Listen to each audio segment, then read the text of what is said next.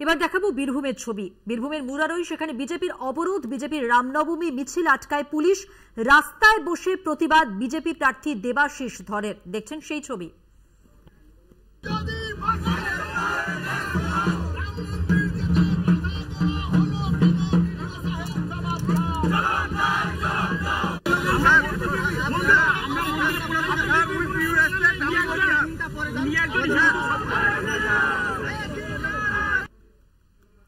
অবরোধে সামিল হন বিজেপি জেলা সভাপতিও। অবরোধে সামিল হয়ে যেভাবে প্রতিবাদ করেন সেই ছবি দেখাচ্ছি আপনাদের।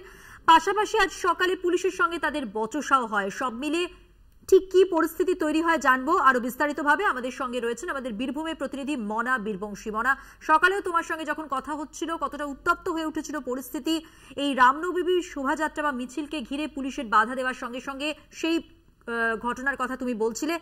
এই মুহূর্তে কি পরিস্থিতি জানতে চাইবো এবং ঠিক কি হয় সেই সময়।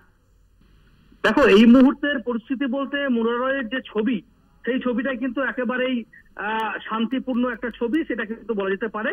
তার কারণ তুমি যেটা বলছিলে যে সকালেই যে ছবিটা মূলত উঠে এসেছিল, তুমি জানো যে বিশেষ করে বিজেপির যে বীরভূম লোকসভা কেন্দ্রের প্রার্থী দেবাশিস ধর আজকে রামনবমী মিছিলের পা মিলিয়েছিল এবং সেখানে সেই মিছিলে আমরা দেখতে পেয়েছিলাম বীরভূম বিজেপির সাংগঠনিক জেলা সভাপতি ধ্রুব সাহাকে, এবং সেখানে বিজেপির অসংখ্য কার্যকর্তা কর্মী নেতারা কিন্তু ছিলেন।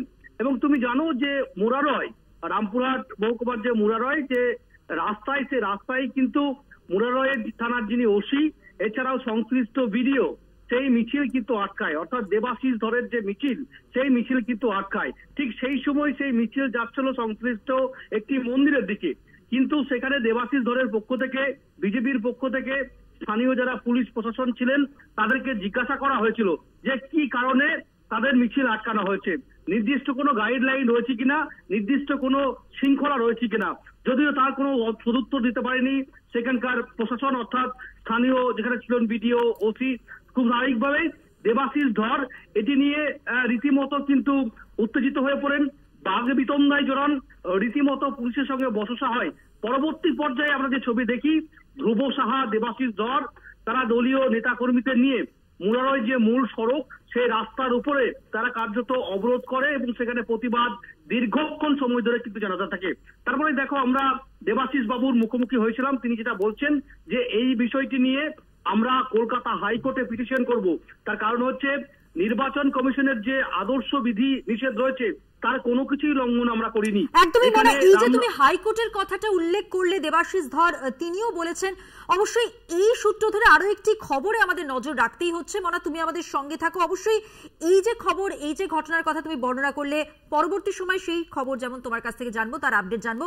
পাশাপাশি এবার যে খবরে নজর রাখবো, অস্ত্র হাতে মিছিল রামপুরহাট। অবশ্যই মনে করিয়ে দিতে হবে হাইকোর্টের কথা। হাইকোর্টের নির্দেশ অনুযায়ী রামনবমীর মিছিল তো হবে, কিন্তু 200 জনের বেশি মিছিলে অংশগ্রহণ করতে পারবেন না। পাশাপাশি হাইকোর্টের এটাও নির্দেশ ছিল যে অস্ত্র প্রদর্শন করা যাবে না, কিন্তু সেই নিয়ম, সেই নির্দেশকে লঙ্ঘন করলো কারা? সেই ছবি আপনারা দেখতে পাচ্ছেন। রামনবমীর মিছিল, তরোয়াল হাতে মিছিলে নাচতে দেখা গেল মহিলাদেরও। দেখছেন সেই ছবি।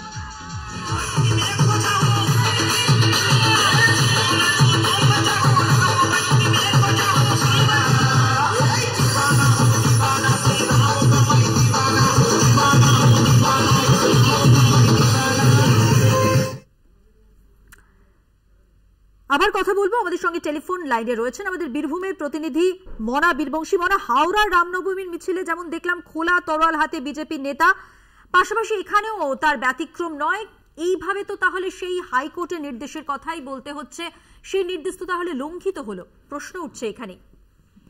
একদমই তাই। এরকম মধুবন্তী, তুমি যে প্রশ্নটা করলে নিঃসন্দেহে অত্যন্ত গুরুত্বপূর্ণ প্রশ্ন। তুমি জানো যে এই মুহূর্তে দাঁড়িয়ে গোটা দেশ জুড়ে যেহেতু লোকসভা নির্বাচনের দিনক্ষণ ঘোষণা হয়ে গেছে, নির্বাচনের দামামা বেজেছে, নির্বাচনের যে আদর্শ বিধি নিষেধ সেটাও কিন্তু কার্যকর হয়েছে। ঠিক সেই জায়গায় দাঁড়িয়ে বীরভূমের রামপুরহাটে আজকে যে রামনবমী উপলক্ষে অস্ত্র মিছিল, অস্ত্র নিয়ে মহিলাদেরকে যেভাবে আমরা শোভাযাত্রায় দেখছি নাচতে দেখছি প্রকাশ্যে, সেক্ষেত্রে কিন্তু খুব স্বাভাবিকভাবেই এই ছবি থেকে কিন্তু এই মুহূর্তে দাঁড়িয়ে কিন্তু প্রশ্ন তুলে দিচ্ছে। তার কারণ হচ্ছে আদালতের নির্দেশ রয়েছে যে শৃঙ্খলা শান্তিপূর্ণ বজায় রাখতে হবে।